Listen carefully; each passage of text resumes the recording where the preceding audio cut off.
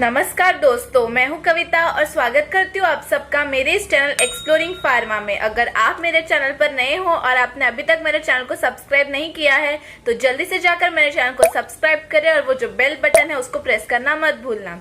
आज की वीडियो में हम एक्सप्लोर करेंगे about blood pressure. Blood pressure होता क्या है, इसको कैसे मेजर करते हैं, इसकी नॉर्मल रेंज क्या होती है और all disease related to blood pressure. उसके पहले हम बात करते हैं हार्ट के बारे में। तो हमारा जो हार्ट होता है उसका फंक्शन होता है कि heart all over the body में ब्लड पंप करता है, यानी कि ब्लड सप्लाई करता है। ये हमारे हार्ट का मेन फंक्शन होता है। तो अब हम देख लेते हैं कि जब हार्ट में से ब्लड ऑर्गन में जाएगा तो वो ऐसे ओपनली तो फ्लो नहीं होगा। उसको फ्लो होने के लिए एक वॉल की या तो एक राउंड लाइक स्ट्रक्चर की जरूरत होगी जिसको आप ब्लड वेसल कहते हो।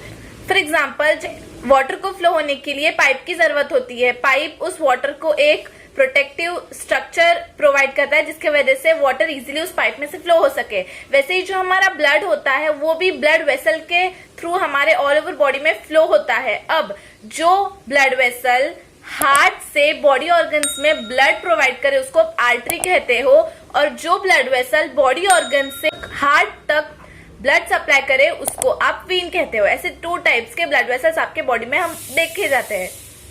अब अगर मैं आपको ये पाथवे एक्सप्लेन करूँ तो जो हमारे ऑर्गन्स में डीऑक्सीजनेटेड ब्लड होता है, मतलब कार्बन डाइऑक्साइड होता है, हमको उस कार्बन डाइऑक्साइड को बाहर एक्सेल करना है, तो हमारे ऑर्गन से हमारे ब्लड तक इस डीऑक्सीजनेटेड ब्लड को पहुंचाने के लिए वीन यूज किया जाता है, वीन ब्लड वेसल। अब इस वीन में से हमारा ब्लड हमारे हार्ट में आ गया। अब जब हार्ट में जाएगा ब्लड तो ब्लड कन्वर्ट हो जाएगा ऑक्सीजन में। अब इस ऑक्सीजन फिर से इस ऑक्सीजन को हमको हमारे ऑर्गन्स में प्रोवाइड करना है। तो हार्ट से ऑर्गन तक जो ब्लड वेसल ब्लड सप्लाई करता है उसको आप आर्टरी कहते हो। देन ये आर्टरी से ये ब्लड कैपिलरी में चला जाएगा ब्लड, एंड ब्लड में जितने भी न्यूट्रिएंट्स ऑक्सीजन है वो हमारा ऑर्गन या टिश्यू ले लेगा।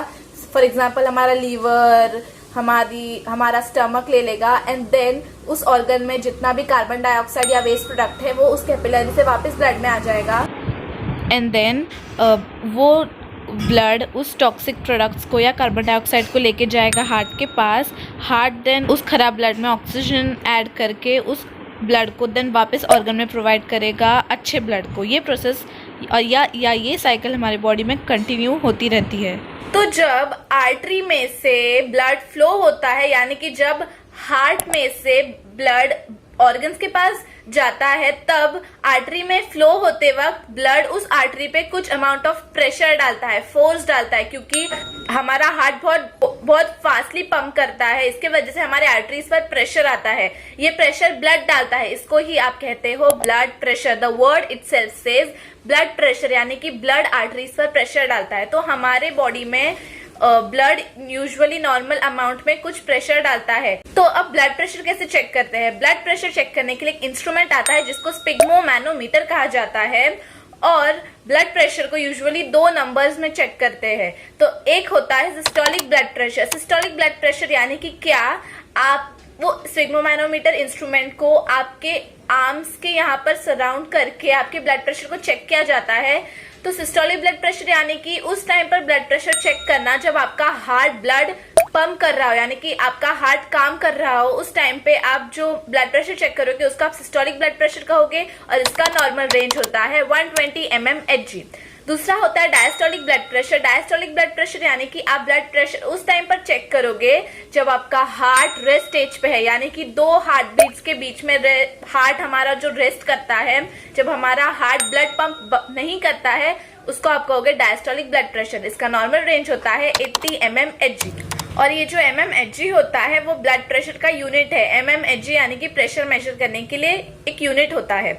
अब हम देखेंगे कि अगर इस नॉर्मल लेवल से ऊपर आपका ब्लड प्रेशर चला गया तो उसको आप क्या कहोगे? अगर आपका systolic blood pressure level 130 to 139 mmHg है और आपका diastolic blood pressure 80 to 89 mmHg है, इसका मतलब कि आपको हाइपरटेंशन है। हाइपरटेंशन यानी कि high blood pressure. Hypertension is not good for our body. इसकी कॉजेस की बात करें कि क्यों होता है, तो due to poor diet, lack of exercise, obesity, overweight और जीन्स के वजह से जेनेटिकली भी हो सकता है। आपकी अगर फैमिली हिस्ट्री है तो आपको ये हो सकता है। अगर आपके बॉडी में कोई भी ऑर्गन अच्छे से काम नहीं कर रहा है, फॉर एग्जांपल किडनी, तो भी आपको हाइपरटेंशन हो सकता है। अब अगर बात करूं मैं हाइपरटेंशन के बारे में, तो हाइपरटेंशन के 2 टाइप्स होते हैं, प्राइमरी हाइपरटेंशन और सेकेंडरी हाइपरटेंशन। जैसे हमारे कैंसर के स्टेजेस होते हैं, वैसे ही हाइपरटेंशन के भी स्टेजेस होते हैं। प्राइमरी हाइपरटेंशन यानी कि इतना डेंजरस नहीं होता है ये प्राइमरी हाइपरटेंशन। प्राइमरी हाइपरटेंशन के बाद जो आता है उसे हम कहते हैं सेकेंडरी हाइपरटेंशन। प्राइमरी हाइपरटेंशन जो होता है उसको हमको बहुत टाइम के बाद देखने को मिलता है, और ये जो सेकेंडरी हाइपरटेंशन होता है वो आपको जल्दी से पता चल जाता है। सेकेंडरी हाइपरटेंशन का मतलब आपका ब्लड प्रेशर लेवल 140 mmHg से ज्यादा है और आपका डायस्टोलिक ब्लड प्रेशर 90 mmHg से ज्यादा है। ओके, और ये दोनों ही hypertension is very dangerous for our body. अगर आप अल्कोहल कंज्यूम कर रहे हो, इलीगल ड्रग्स ले रहे हो, तो भी आपको हाइपरटेंशन हो सकता है। अब अगर मैं बात करूं हाइपोटेंशन के बारे में, यानी कि लो ब्लड प्रेशर के बारे में, तो लो ब्लड प्रेशर यानी कि नॉर्मल लेवल यानी कि 120 सिस्टोलिक ब्लड प्रेशर और 80 mmHg डायस्टोलिक ब्लड प्रेशर से कम ब्लड प्रेशर होना, इसको आप कहोगे हाइपोटेंशन। हाइपोटेंशन के भी कॉजेज सेम है, ओवरवेट होना, ओबीज होना, lack of physical activity, smoking करना, टबैको कंज्यूम करना, अल्कोहल कंज्यूम करना, एक्सेट्रा। तो अब मैं आपको बताती हूँ कि अगर आपको हाई ब्लड प्रेशर या लो ब्लड प्रेशर है तो आपको इसका इफेक्ट कहाँ पर देखने को मिलेगा। तो जैसे कि इस हाइपरटेंशन में ब्लड कुछ ज्यादा ही अमाउंट में आर्टरीज पर प्रेशर डालता है, तो आर्टरीज हमारी खराब हो जाती है। अब आप किसी भी चीज पे ज्यादा प्रेशर डालोगे तो वो चीज खराब हो जाएगी। वैसे आर्टरी की जो इलास्टिक प्रॉपर्टी होती है वो खत्म हो जाती है, आर्टरीज बर्स्ट होने लगते हैं, जिसकी वजह से उसके अंदर जो ब्लड फ्लो हो रहा है वो क्लॉट होने लगता है, या तो इजीली फ्लो नहीं हो पाता क्योंकि वो आर्टरी स्वेल हो जाती है। आर्टरी उसका जो पाथवे हो जाता है वो कम हो जाता है, जिसकी वजह से ब्लड इजीली हमारे ऑर्गन्स को नहीं मिल पाता। तो अगर हार्ट की आर्टरी स्वेल हो गई, यानी कि उसकी आर्टरी अगर पतली हो गई, तो हमारे हार्ट में ब्लड नहीं मिल पाएगा। अगर ब्लड नहीं मिल पाएगा तो हमको हार्ट अटैक आएगा और कार्डियोवैस्कुलर डिजीज होंगी। वैसे ही हमारे ब्रेन में अगर कोई भी ब्लड वेसल पतला हो जाता है, कंस्ट्रिक्ट हो जाता है, तो ब्लड इजीली हमारे ब्रेन को मिल नहीं पाएगा, जिसकी वजह से हमको स्ट्रोक हो। तो ये बहुत ही बड़ी बीमारियां है, हार्ट अटैक और स्ट्रोक। तो आपको अपने ब्लड प्रेशर को मेजर करना चाहिए विद इन सर्टन इंटरवल्स, क्योंकि ये बहुत ही डेंजरस है। और हाइपरटेंशन को साइलेंट किलर भी कहा जाता है, क्योंकि हमको इसके सिम्टम्स विजिबल नहीं होते हैं। आपको अचानक से हार्ट अटैक आएगा या स्ट्रोक आएगा, तब आपको पता चलेगा कि हाँ मुझे हाई ब्लड प्रेशर। इसके आपको ब्लड प्रेशर रेगुलरली चेक करते रहना चाहिए। अब मैं आपको बताती हूँ कि हमारे बॉडी में एक रेनिन एंजियोटेंसिन सिस्टम होता है जो हमारे ब्लड प्रेशर को कंट्रोल करता है। फॉर एग्जांपल, अगर समझो आपको हाइपरटेंशन है, यानी कि अगर आपको लो ब्लड प्रेशर है, तो हमारा जो लीवर है वो एक हार्मोन प्रोड्यूस करेगा एंजियोटेंसिनोजन। ये एंजियोटेंसिनोजन कन्वर्ट हो जाएगा एंजियोटेंसिन 1 में with the help of an hormone renin, जो किडनी प्रोड्यूस करता है। अब ये एंजियोटेंसिन 1 कन्वर्ट हो जाएगा एंजियोटेंसिन 2 में with the help of angiotensin converting enzyme. अब ये एंजियोटेंसिन 2 जाएगा हमारे ब्लड वेसल के पास और ब्लड वेसल के रास्ते को पतला कर देगा, जिसकी वजह से हमारा ब्लड प्रेशर बढ़ जाए। क्योंकि हमारा बॉडी ये सब एक्शन क्यों कर रहा है? क्योंकि हमारे बॉडी में ब्लड प्रेशर कम हो गया है, तो ब्लड प्रेशर के लेवल को बढ़ाना है ना। तो अगर आप पाइप को पतला कर दोगे तो उसके अंदर से पानी फास्ट में फ्लो होगा, जिसकी वजह से ब्लड प्रेशर इंक्रीज होगा। तो ये काम करता है एंजियोटेंसिन 2। और उसके बाद ये जो हमारा एड्रिनल ग्लैंड है वो एक एल्डोस्टेरोन हार्मोन प्रोड्यूस करेगा। ये एल्डोस्टेरोन हार्मोन भी हमारे ब्लड प्रेशर को इंक्रीज करने में मदद करता है। कैसे? तो हमारा जो किडनी होता है उसमें ये सॉल्ट को रीअब्सॉर्ब करेगा, यानी कि हमारे बॉडी में वापस अंदर लेगा।